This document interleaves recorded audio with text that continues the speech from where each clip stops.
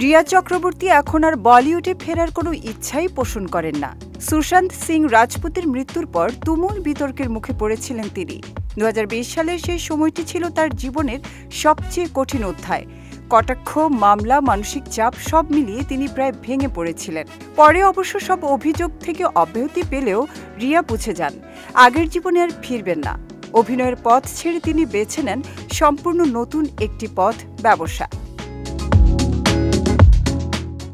সম্প্রতি এক সাক্ষাৎকারে রিয়া জানান, তার পোশাকের ব্র্যান্ড চ্যাপ্টার 2 ড্রিপ 1 বছরে আয় করেছে প্রায় 40 কোটি টাকা।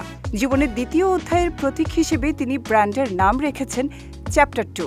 2024 সালের আগস্টে অনলাইন স্টোর চালুর পাশাপাশি মুম্বাইয়ের বান্দ্রায় নিজের শোরুমও খোলেন।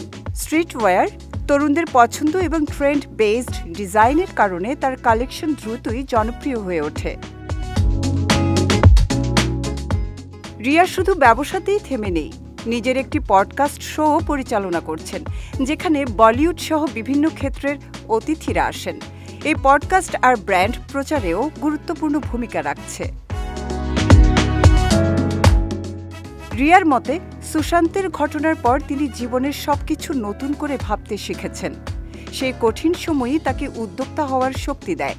মাত্র 1 বছরে 40 কোটি টাকার ব্যবসা প্রমাণ করে দেয়, অভিনয় ছেড়েও রিয়া আজ প্রতিষ্ঠিত ও সফল উদ্যোক্তা।